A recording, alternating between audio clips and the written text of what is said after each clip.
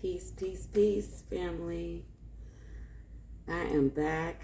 This is not going to be tarot today, but I did a message a while ago and I said I would be coming back to speak on some divine order. And I've been shy about it. And me being apprehensive has definitely affected my life.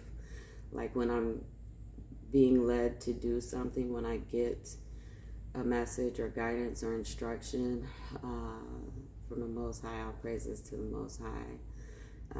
Through, you can call them the Tiru, you can, whatever you use, but I was given this guidance to push this message out.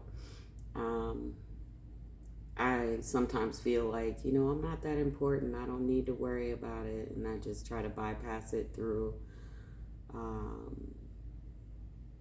just being shy, I guess. But I'm here.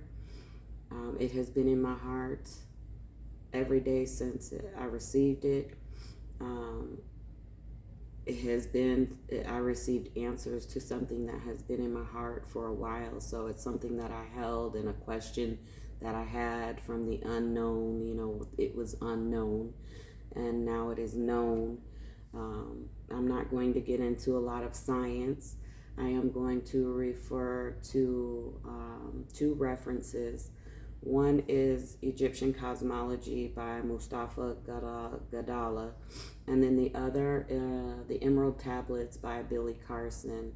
He transcribed some of the tablets. I call it the Emerald Tablets for Dummies. So, all of those hieroglyphs translated into plain English. But the concepts that I'm going to share coincide with each other. So, let's get to the purpose of this. I'm trying to keep the outline in my mind.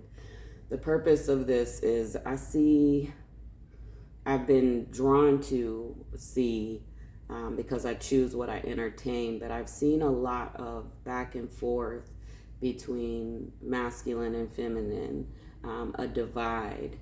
I see different concepts, and so I've never been led to put things in a box, and I don't feel it now, and I found confirmation in these texts as well. But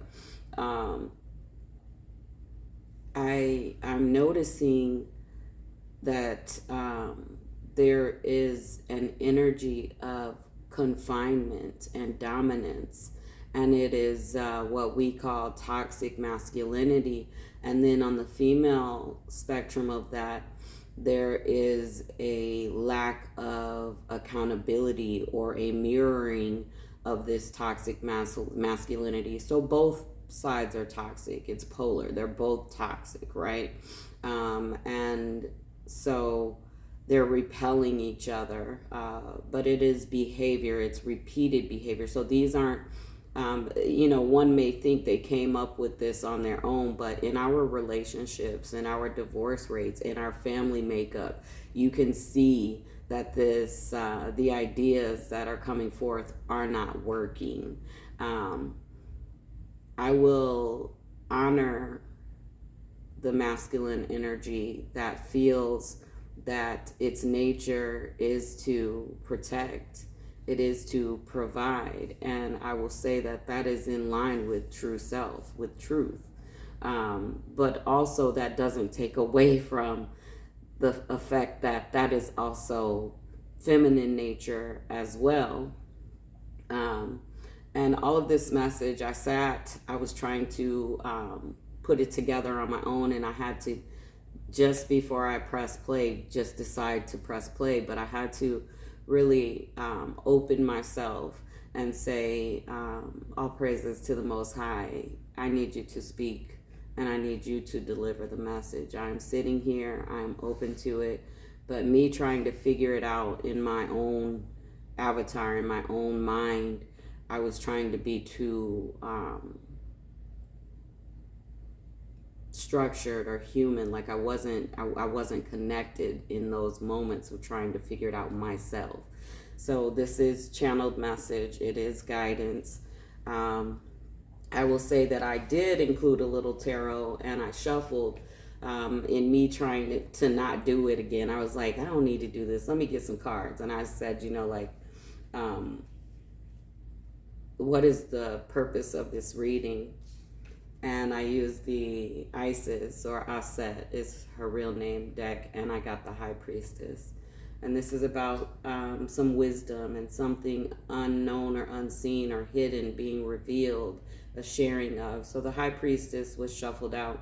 Then I went about still trying to structure this, trying to figure out what I was going to say, get my thoughts and everything together, trying to be very human about it. And then I shuffled and I asked maybe an hour and a half later, that's how long I've been prepping this morning for this. Hour and a half later, what is the result? What is the outcome of this message? And I received the Emperor and I received the Hangman. And the way it was spoken to me was this masculine energy coming into its power, surrendering through knowing these hidden truths, and also the feminine aspect that is very imbalanced coming into truth. Both play an important and key role in life itself. I will share facts. I'm being led to share facts before we go deeper into it. So let me just share some information from Egyptian cosmology, the animated universe. Let me find, here we go. This is speaking on the pharaoh. So a lot of men, and not just in my culture, but I can refer to mine more knowledgeable, with more knowledge. There's a community of us, and we speak about ourselves and our godliness. So the God and the goddess within ourselves, there is no separation. Even the air you breathe, if you believe in, a religious dogma, and that, what you call God is everywhere, then that means that when you breathe, what you eat is inside of you, which means that you are, in essence, that being, okay? There is another name and more ancient reference, which is Nitiru. Nitir and Nitiru, which refers to those divine beings, and then the divine all is the Nitiru, right? But let's get to it. And there is a name. So Nitir is feminine energy, and Netara, it would be masculine. So there are different names attached to the Nitir and the Nitiru, but I don't want to get distracted. I'm being told to lead, but to make that inference of godliness of self, right? That is the first step to coming into power. You want to talk about being powerful. You want to talk about being a leader, which the Emperor came out in that, when I said, what's the result? The Emperor came out, which is a husband, which is a leader, which is someone that has a covering and is responsible for all. And, a lot of people, I see a lot of brothers refer to themselves as Pharaoh or something Ra, which is very, very, very, it has a lot of spiritual meaning, and it has a powerful title meaning. So what they may not know, though, because if you're reading texts that are dynastic, around, the Greeks, and, when Egypt changed its hierarchy to a more patriarchal hierarchy, you're going to find that there was this pharaoh that was depicted as like a warrior and having an army and being, more militant. But rewind back further to ancient Egypt. There's pre-dynastic. And you will find a different Pharaoh, and you will find a different makeup. Um, First of all, also understand this feminine.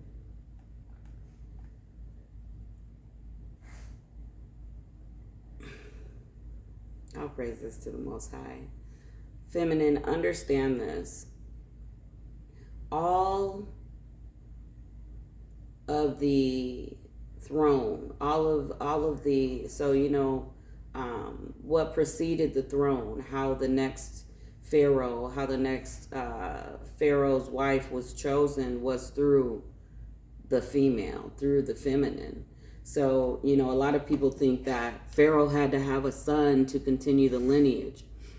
That's that dynastic. That is the dynasties. That is the conquering and all of that. That is when the shift happened, and masculinity became very toxic, and a lot of laws that were followed to bring harmony to the community were just tossed away, and it was a changing of, and there was a lot of influence from Greece, Rome involved in this. They even allowed Romans to become pharaohs. So that tells you the huge shift that happened. But before that, there were the feminine, and the feminine the Pharaoh's wife gave birth to a female, she is who continued the lineage. It wasn't this masculine madness energy. It wasn't this chaotic, crazy energy of dominance and binding. The Pharaoh was actually the spiritual covering of the community. He was the reason that they ate. He was the reason that they were in harmony and were able to keep peace amongst each other. His role is, to me, one of the most important, aside from the Pharaoh's wife. So if she did not bear a daughter, then a maiden, the next up maiden, was chosen to carry that title, to carry that rulership on. It was not a male child. You need to understand that. These books, fairly cheap. You can always research it. Again, if you're not looking at ancient times, then we can't have a conversation. You will find a lot of the Pharaoh lineage being passed on through the Pharaoh and his son once this whole community was conquered. So there was a conquering. There was, at first they befriended the Egyptians. They were so peaceful. And I believe the Egyptians were the Atlanteans. I believe that the Atlanteans, some of them made it out, and they continued, false teachings and principles there in what we call Egypt. But I will say that they were very peaceful. They didn't have armies ready to fight. That's how they were able to be conquered, because they weren't their souls, who they were. It wasn't a warring people, but everything about a Roman and a Greek was very destructive, very violent, very militant. So that's how they developed into a more patriarchal society. But the Greeks and the Romans at first were welcomed in and were taught some of the mysteries and secrets, because they just wanted everyone to be in harmony. Was it a mistake? Yeah, through discernment. But I think because the Romans were so violent, they were going to take over anyways. They were by any means, whether they welcomed them and taught them, or whether there was, war, they were going to come in and conquer. So with that being said, let's get into the importance of masculine, of the male, because a lot of y'all are out here trying to preach, trying to dominate. You trying to tell a woman her role. You believe through your religion and your dogma that your way is the way, and it's a principle that is not ancient. It is not ancient. It is not in a time of harmony. It is a time of militant. So, I will just give you this snippet as I'm being led, and then I'll talk about it if led. So here we go. Chapter 17, the cosmic link, the eternal power. Contrary to the Bible and Hollywood's distorted image of the Pharaoh as a harsh tyrant living a luxurious, useless, and easy life, the Pharaoh had no political power. Lived in a mud brick dwelling and spent his time performing his duties to act as intermediary between the natural and supernatural worlds by conducting rites and sacrifices. Pharaohs were not expected to be leaders of victorious armies, but were expected to secure a regular succession of rich harvests. The Pharaoh was the source of prosperity and well-being of the state to his people. He was their servant, not their tyrant. He laid the seed at the beginning of the season and collected the fruit at harvest time. He spent his time serving the interests of his people by performing necessary rituals throughout the whole community. The pharaohs were identified with the crops and were addressed as our crop or our harvest. So that is where that instinct comes from to provide. That is very royal. That is very to the core pharaoh energy, that leader energy. There wasn't, women weren't seen as unintelligent. That wasn't even a conversation. So males think because they are physically stronger and they are the protector, or they have the ability to protect, that means that women's submission is they translate that into a weaker state of themselves, when in all actuality, being in these avatars, intellect and self-sustainment is subjective. It has nothing to do with being male or female. So we need to rid ourselves of this concept of dominance over women. And there are women who dominate over men. We need to remove ourselves from this concept and go deeper into a spiritual sense of self. Based on his extensive training with the powers of the supernatural, the pharaoh's body was believed to be charged with a divine dynamism, that divine energy that communicated itself to everything he touched. Look at how powerful Pharaoh was. So a lot of y'all out here running around calling yourselves Pharaoh or blank, whatever, Ra, or, you're giving yourself these noble titles and you're walking around with these principles that are very dogmatic, that are not in line with harmony. And you may preach and push that you're seeking harmony. You may say that is your goal, but when you have to demean or degrade another person's ability and intelligence to do that, then you take away from that divine connection, that divine energy. Where is it in that?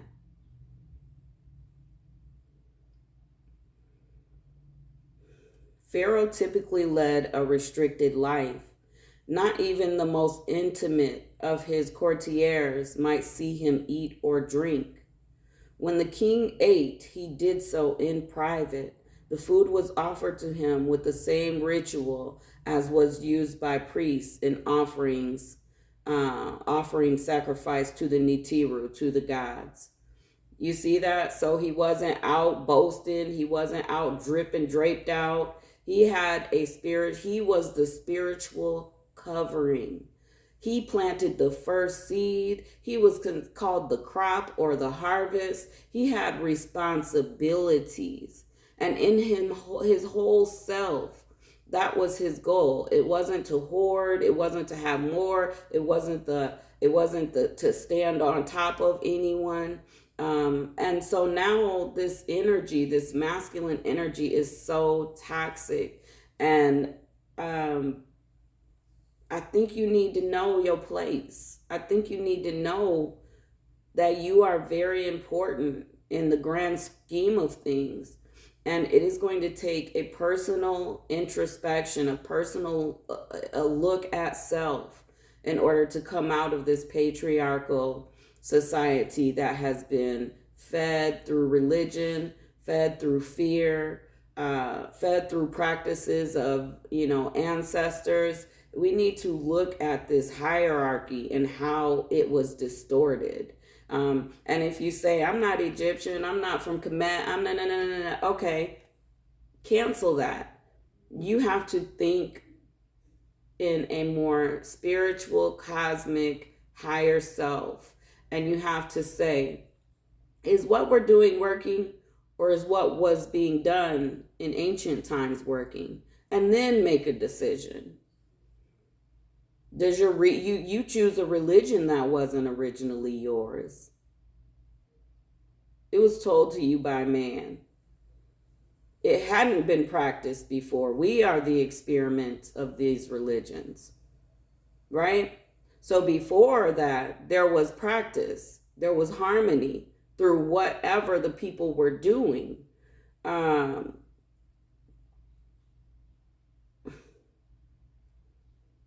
So let me continue. I'm being led to continue. The right to rule was considered to be a continuous chain of legitimacy, which was based on matriarchal principles, where the line of royal descent was through the eldest daughter. Whoever she married became the pharaoh. If the pharaoh did not have a daughter, a new dynasty was formed. There was no royal blood in ancient Egypt. The eternal power of the leader or king never dies. The eternal power. The power is merely transferred from one human being to another. Accordingly, all the pharaohs identified themselves with Horus as a living king and with the soul of Osiris as a dead king.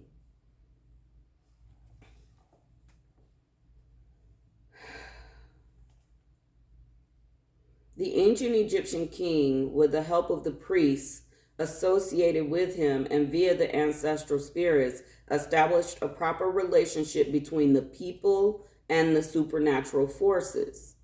The leader was regarded as having a personal influence over the world's works of nature, to whom divine honors were paid and to whom divine powers were attributed.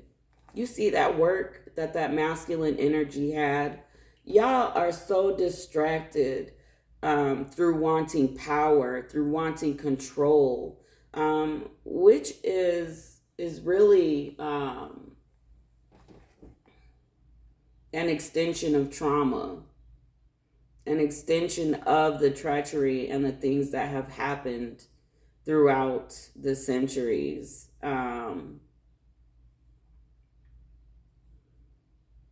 It's like Stockholm syndrome, worshiping the wrongdoing, worshiping that which broke you, which tore you apart from yourself, from divinity, from divine source, from the Nitiru, God, goddesses, All praises to the Most High. I felt stop, so I'm going to stop right there. The ancient Egyptian pharaoh was an earthly image of the sum of divine energies of the universe, Nitiru. As such, he continually performed the necessary rituals for proper relationship and communication with the Nitiru, the powers of the universe, in order to maintain the welfare of the state and to ensure the fertility of the earth, that it may bring forth sustenance. So in our minds, in our times, we may look at Pharaoh and say, Pharaoh sacrificed himself. He sacrificed, partying. He sacrificed hanging out. He sacrificed a lot, to keep peace and harmony within the community, to stay in connection with divine force. Um, but that is not a sacrifice to me. He was able to enjoy the fruits and pleasures of his wife.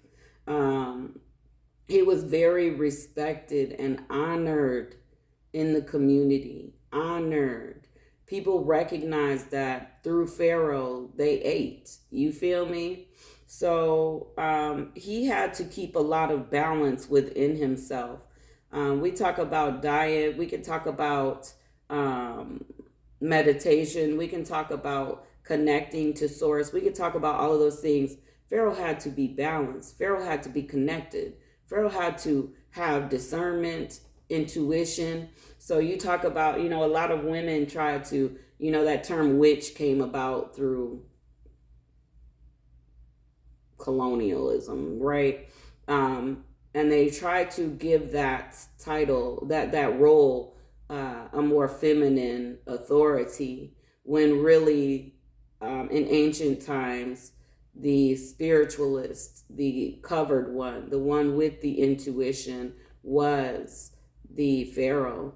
And this goes back to, if we go into biblical times, if the story of Joseph was real, which I believe it has something to do with an ancient text, which has been proven through the Emerald tablets, that a lot of the texts that are created in the Bible or the Torah come from these ancient tablets. And whatever Joseph's name and role was before he became Joseph, the whole story of him having the sight and the vision and him saving Egypt through his dreams and visions, after being put in a place of being still and having to suffer and purge all of his desires and physical wants and needs and connections, and then coming into his connection and delivering the people through the drought.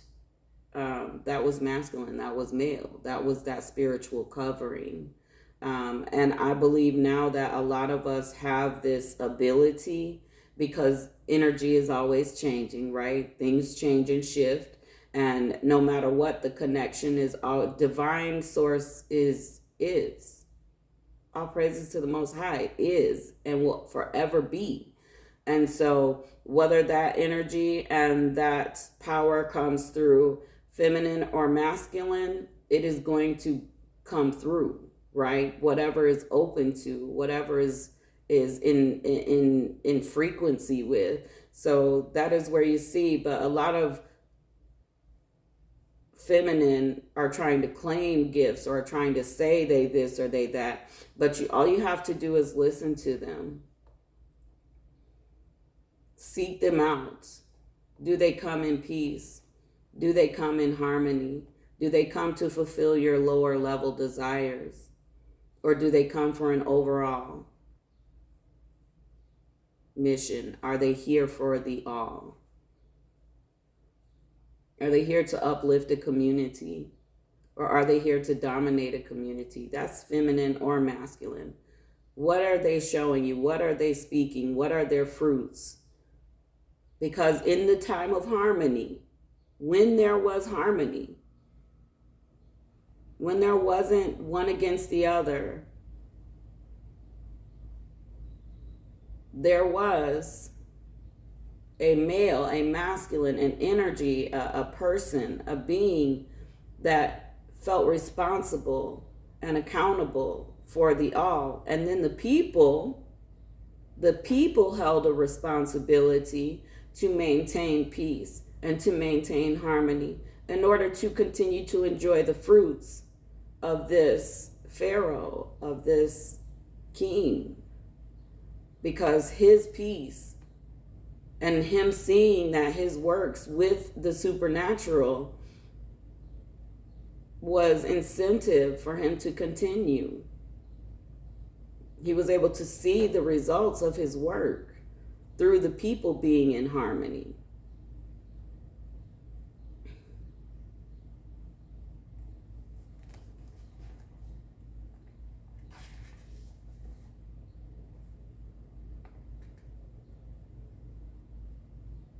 It's funny I just said that. I'm just channeling. I am not. This is not me. I was about to hit this page because I just saw highlight and I wasn't really listening, if we call it listening. But then I was led to see this, and I will read it. The eternal power of the leader king never dies. The power is merely transferred from one human body to another human body, a medium. Accordingly, all the pharaohs identified themselves. So that's what I just read, and it felt brand new to read it again after what was the message that just came through. The ancient Egyptian king, with the help of the priests associated with him via the ancestral spirits, established a proper relationship between the people and the supernatural. Remember? The leader was regarded as having a personal influences over the works of nature, to whom divine honors were paid and to whom divine powers were attributed. The ancient Egyptian pharaoh was an earthly image of the sum of divine energies of the universe, the Nibiru. He continually performed the necessary rituals for proper relationships and communication with the Nibiru, the powers of the universe, in order to maintain the welfare of the state and to ensure the fertility of the earth, that it may bring forth sustenance. So all of you pharaohs, all of you whatever Ras, are you operating in this nature? Or are you operating to dominate, to be seen, to be heard? It is so important to heal trauma. It is so important because you have that 50-50. You know, when something happens, when a trauma happens, psychologists say there's a 50-50 chance without healing for the person to repeat the offenses and the trauma on others, or for them to not, and for them to grow, right? So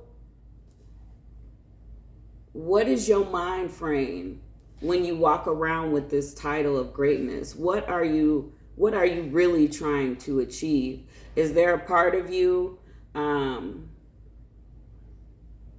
I'm not talking about your money. I'm not talking about what you do on a day-to-day basis. Let your money be yours, right? And as we grow as a community into divine self, then we can come together and hopefully I believe in Most High and globally, whether it's through an extermination and reset, because life, so birth, life, death, and rebirth are all cycles of Nibiru, of divine energy of the cycle. So whether it's through that, a great reset, or however it happens, which I feel I did a message for tarot last week. There's a great sifting going on. There's a weighing. It's like a scale, and it's weighing each and every one of us, and it's looking to ourself, to soul self, and it is going through a judgment. And if you are stuck in your most low vibrational self, it does not matter how kind or how caring or how loving you are. This is about accountability. This is about responsibility. And it is about being able to put yourself aside for the greatness of the all, in a sense of, do you have self-control? Do you have self-control?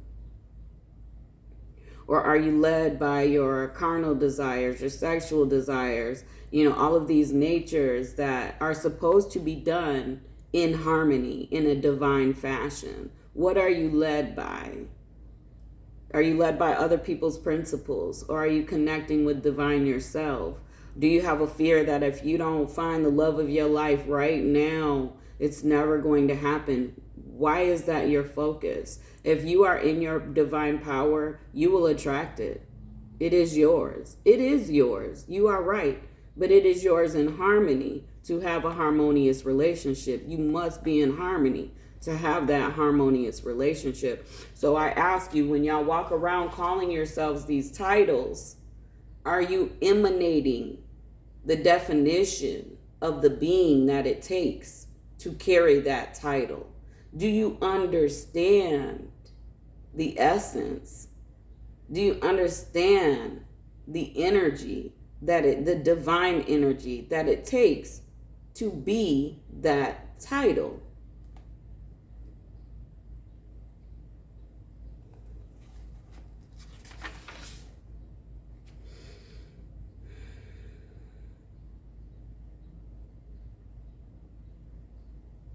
And it just talks about how Pharaoh planted the first seeds.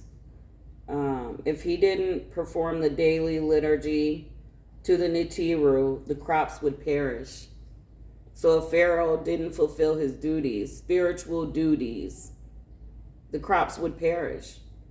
So it's not just about planting the seed, it's about the connection that Pharaoh had with, all praises to the Most High.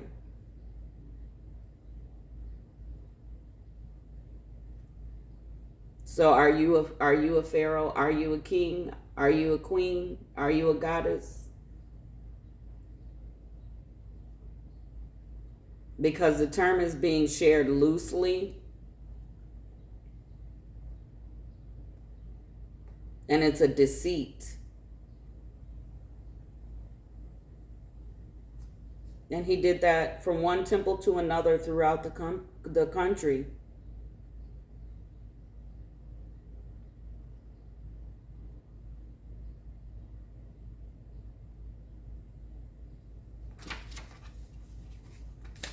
All right. Even Pharaoh's soul was weighed, and the people decided whether Pharaoh was just, was a righteous Pharaoh. There was no disconnect in these communities.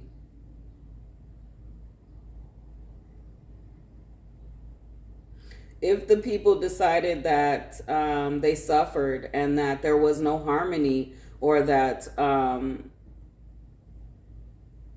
Pharaoh defied the rules, or committed excesses, was low vibrational, then he was still allowed a tomb burial, but it was not in the tomb of kings. He was not allowed to rest in the tomb that held the pharaohs and kings. He was excluded from the burial at the necropolis, was not refused his right to be buried somewhere else.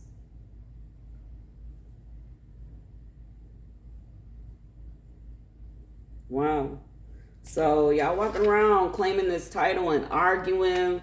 Y'all arguing with each other. You arguing with women, arguing with other men. Y'all really out here.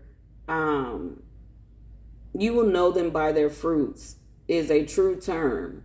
There is no need to argue. Your community will be drawn to you through your divine self, through your divine work, through your divine words and actions.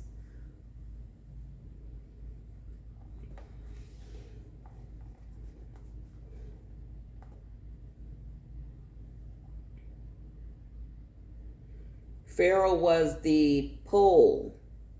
He was in the position of the light. The Pharaoh was the Pharaoh being centered, the Pharaoh being most high self, determined whether they were controlling chaos or not. Like, there was so much responsibility for the Pharaoh.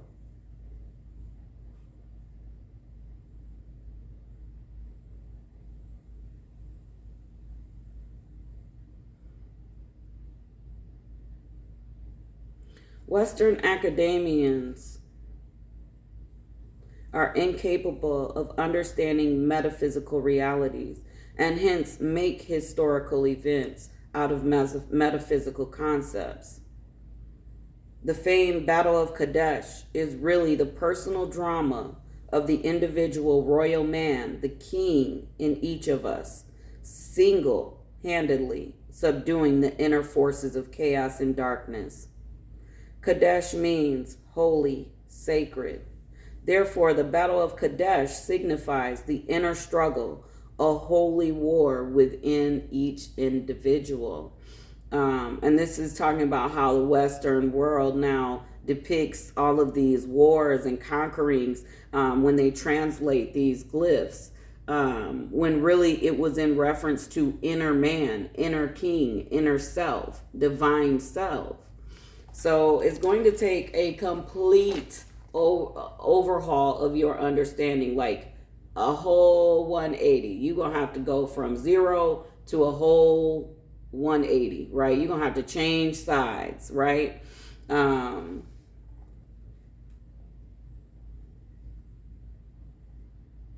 This is beautiful. I'm led to share this. I saved it with a pin because I was led to share it, so I will. It's about go your own way. And before that, it talks about the mortal, from mortal to immortal. The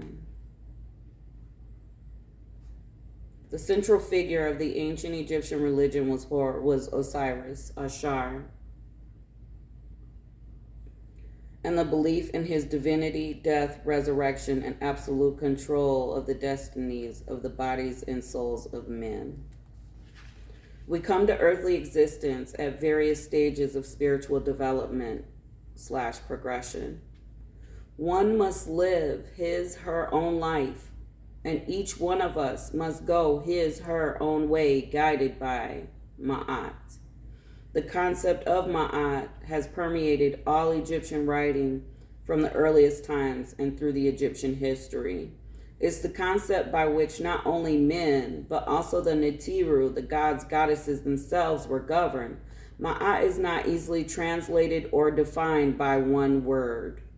Basically, we must say that it means that which of right should be, that which is according to the proper order and harmony of the cosmos and of Netiru and men who are a part of it. Ma'at could be favorably compared with the Eastern concept of karma and the Western concept of common sense. Do y'all have common sense? Are y'all aware of your karma? Are you aware of what you're creating, of how you're moving? Ma'at, the way, encompasses the virtues, goals, and duties that define acceptable, if not ideal, social interaction and personal behavior. Do you know the laws of Ma'at? The 10 commandments in religion were derived from the principles of Ma'at. And the principles of Ma'at date back thousands of years before you had a Torah. So it's all here for you to know. Ma'at is maintained in the world by the correct actions and personal piety of its adherents. So I made my own personal notes here and I wrote accountability and responsibility.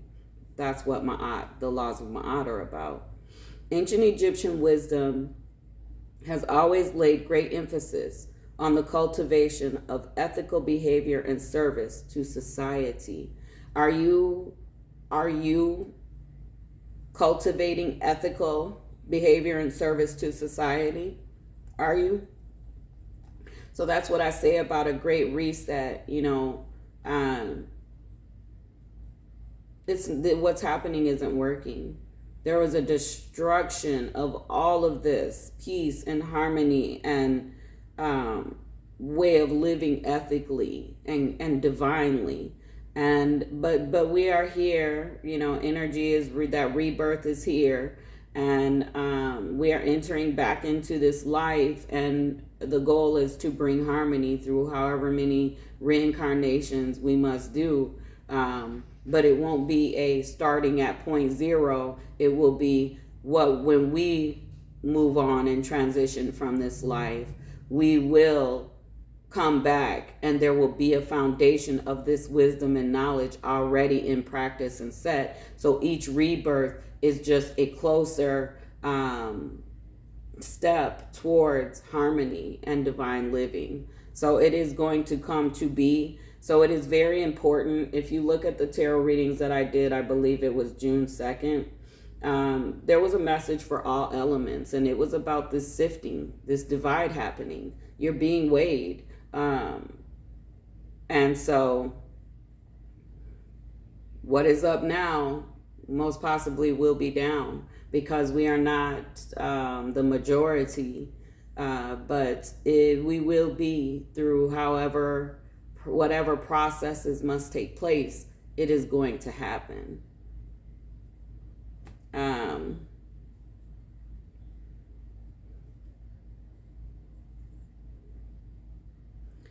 The constant theme of the Egyptian wisdom literature was the acting out of truth on earth. Ma'akeru, truth on earth.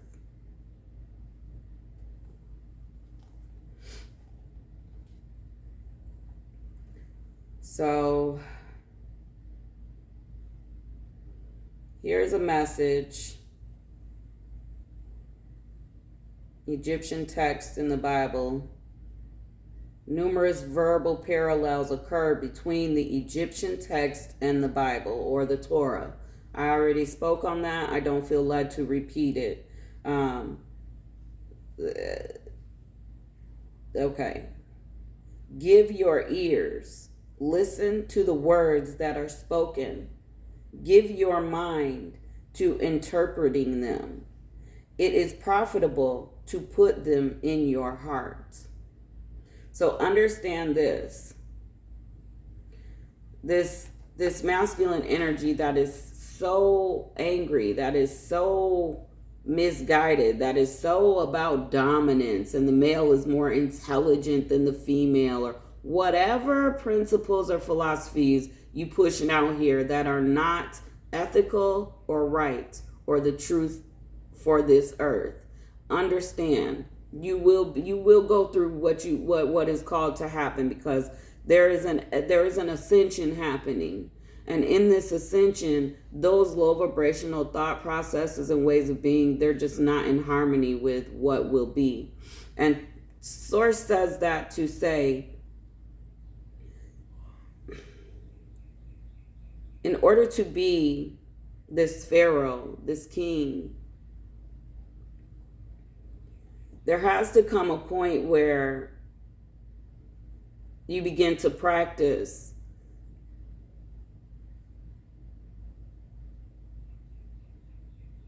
and you come into alignment with truth. That's going to take stepping back, taking a step back, and not living as if everything must be done now. You have to say what's very impulsive without reflection. Because indeed, the Pharaoh was chosen by his divinity, by his spirituality.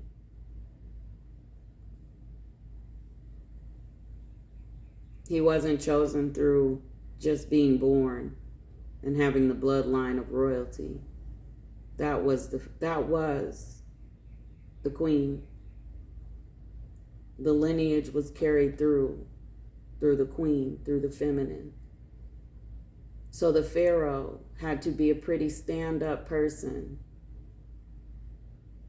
Had to have a covering over self that is not low level and base.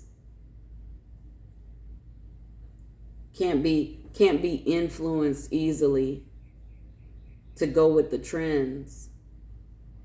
Can't be bribed and blackmailed. Cared about the overall community. Pharaoh was taken care of, yes, but Pharaoh was chosen by the queen according to his spiritual nature, his connection to divine source. his ability to connect to the society, to put societal needs above his own. So I ask you again, are you a Pharaoh?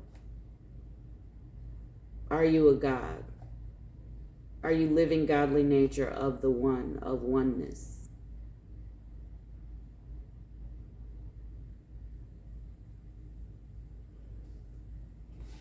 Thank you. I'm with it. I'm thankful for how this came out. I was so apprehensive just in my human nature. I'm like, don't nobody want to hear this. They not gonna want to know, right? But I'm being led to close, so I'm going to read the closing and bless you all, because the message that Nitiru would like for you to know is that the purpose of this message is so that you will come into true existence. It's so that you will be able to carry on into the new, because there is a newness happening. Do not concern yourself with conspiracies. Some of you do need to understand that your placement and where your home is will be greatly affected, even in this time, with what is coming. And so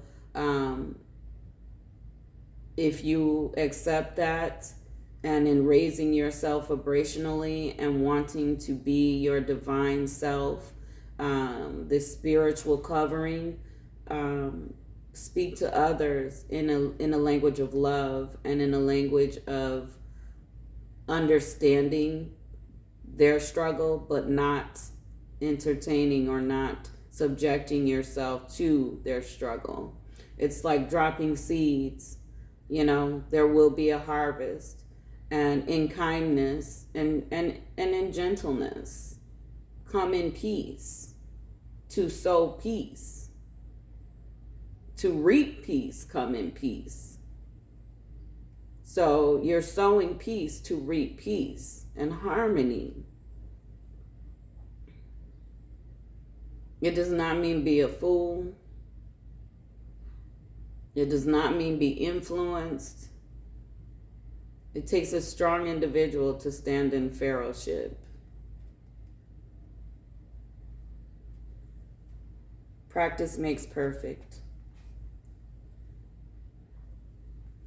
The ancient Egyptian transformational texts are permeated with purity as a prerequisite for advancing to higher realms. The Egyptian model of mysticism stresses that purity can only be achieved through purifying the heart and practicing pure intent in ordinary daily life. Let me say that again. Purifying the heart and practicing pure intent in ordinary daily life. Moral behavior, for example, does not come about from merely learning certain values. I have seen a lot of people with a lot of wisdom, definitely more knowledgeable and intelligent than me, and the way they live their life does not reflect or does not honor all of the jewels that they have inside of them intellectually.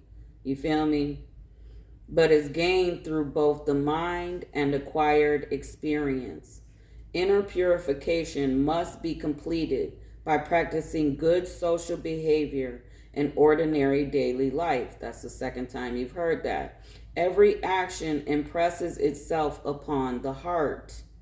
The inward being of a person is really the reflection of his deeds and actions. So remember how the ancient texts are now the Torah and the Bible and all these other, religions. You will know them by their fruit. That's basically that statement, okay? Doing good deeds thus establishes good inner qualities. And this doesn't mean picking and choosing who you do those deeds for. This is your nature. This is your walk, okay? The virtues impressed upon the heart, in turn, govern the actions of the limbs, as each act, thought, and deed makes an image on the heart. Your heart is affected by what you're doing. And through the heart, so the tongue speaks what the heart knows. So if your heart isn't purified, if you're not operating in truth, in connection to divine self, your heart, what is coming from your tongue, from your heart, isn't authentic. It isn't genuine self. It isn't purified, righteous thought and mind.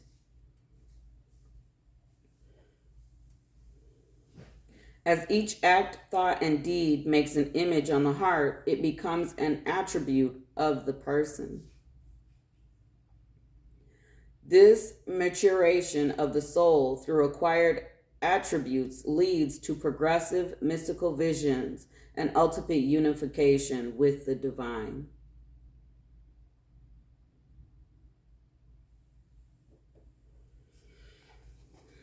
Ancient Egyptian wisdom has always laid great emphasis on the cultivation of ethical behavior and service to society. Progression along the spiritual path is acquired through striving and is a matter of conscious, disciplined action.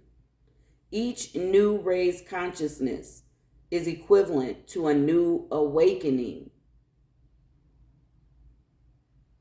The levels of consciousness are referred to as death or rebirth.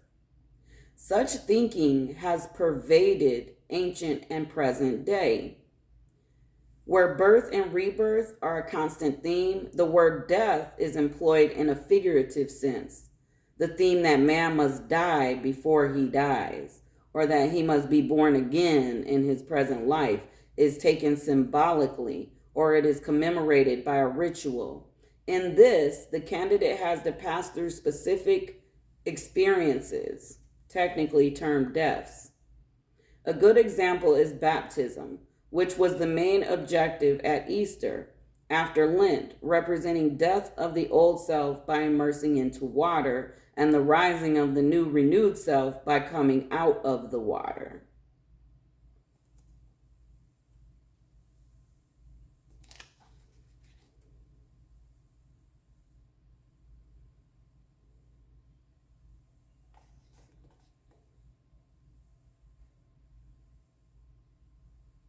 The Egyptian model of mysticism is not about the outer world, nor a community of believers, dogma, scriptures, rules, or rituals. It is not simply believing that God is this or that God is that. It is not just asking one to believe, and one is then automatically in God's graces. The Egyptian model of mysticism consists of ideas and practices that provide the tools for any spiritual seeker to progress along each's alchemical path towards union with divine. So in a time of harmony, in a time of peace, in a time of societal accountability, the purpose was to come into divine union. This book is Egyptian Cosmology by Mustafa Gadala, The Animated Universe. It's just one of many that I've read, but this is the book that I read and I sat with, and I've seen the deterioration. We all see the deterioration of the sexes. We see the battle of the sexes. And I don't know why divine is using me, a feminine energy, to share this, except divine is not to be constrained or constricted or packed in a box and told how to do what, So I will say myself that what a blessing it would be to have spiritual masculine energy, accountable masculine energy, in the effect of a pharaoh and his purpose in life and his connection to divine source, to come into union, to come into the space of someone with that sort of divinity, I would let that masculine lead. I would let that masculine lead. I would follow that masculine wherever in order to remain in harmony through his works and peace of community. So I don't follow anyone at this present time. I am just operating out of a connection with Source until the fruits. And I'm not speaking intimately. I'm not speaking, I think we can have many pharaohs on this planet in all communities. That is what Divine Source is showing me. But first, there must be that path to accountability, that path to want to be connected to divine, that path to want to come into true self. So whether it happens in this lifetime of mine or I transition and come back and we've advanced forward and there's not as much work to do, but there's still work to do until we reach that harmony and society, it is what it is. But I was led to give this message. This message is here. I'm sharing it. There's another message that I will share in regards to 523. It is a number sequence that drove me crazy for about 10 years. And I never understood why it wasn't revealed to me, the meaning of why it was given to me. And it was revealed to me. So that'll be a quick video. And it is related to the harmony of divine source and masculine feminine energy in balance. In balance, not out of balance, not imbalance, but in balance with each other, in harmony with each other. All praises to the Most High. So that's going to come when it comes. I don't feel an urgency for that one. That's just a personal share that I've been led and allowed to do. But women talk about, feminine talks about being tired. We're tired. We're tired. If you want to, I hope none of you pervert this message and get on this kick of hetero versus heterosexual versus homosexual, all of those things. There's also unisex. So divine is all things. You can, in this earth, try to place it in a women are the creator, the portal for creation through what the man offers, the male offers. You can try that, but if you get into connection with divine source, it speaks about, unisex beings and twin flames and coming together as two souls that separate and come back together in death. There's so much that we don't know that can be, that if that pharaoh, that king connects, the feminine can rest and be in her duties, and because she knows that she is covered and her people are covered, whether it be her family, her lineage, her self-made family and his self-made family, whatever that means, she can relax because he is so holy, he is so righteous, he is so divine. That is when you will be in charge, because some of y'all just want to lead and rule and you think it's by the dollar. And divine source has nothing to say about the dollar except the dollar rules you. So how are you a ruler? Not to say that you should be broke or poor. Pharaoh was very comfortable. But if you are connected to divine source, then you understand that there is a contribution to be made as you receive and as you grow financially. So I don't know. Some of y'all can continue this colonialized Western way of being. I don't know why it's called Western, because it is all rooted in a time of Greek and Roman rule. All of the shifting happened then. Although the Moors did go through a patriarchal era before the Greeks or Romans ever existed. So we can blame it on the Moors too. But I'm not interested in all of that until it's being pressed upon me to speak on it. So I have some knowledge, but I'm not being pressed to dig into that. Being pressed to dig into divinity and what the future looks like. And that's what this is. So whether you receive it or not is not my business. You have free will to receive it or not receive it. I'm going to allow Most High to touch who is meant to be touched and who's meant to understand. You can purchase this at any time. It is again, Egyptian Cosmology, Mustafa Gadala, The Animated Universe. I also will suggest Life of Chi, The Science of Life Force by David Wong. This connects your human self to your energetic self and understanding. It's a good book when you get into frequency and wavelength for me, but his life story and all of those things I kind of skipped over because it was doing too much for me. I wanted to get to the business, to the information of being an energetic being, to seeing the proof of it, and what I can do to be an energy, a more divine energy alchemist, right? So Life of Chi by David Wong. And then we have Compendium of the Emerald Tablets by Billy Carson. He really translates a lot of, people call it the Dead Sea Scrolls. It's called something, and it does not honor the work of Thoth.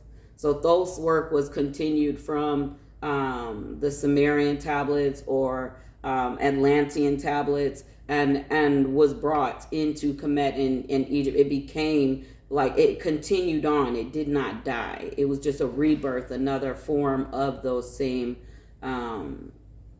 beliefs and instructions and guidances. Okay, so if you want to liberate yourself, these are good tools to start with, and that's all I have for you. All right, live righteously. All right, peace.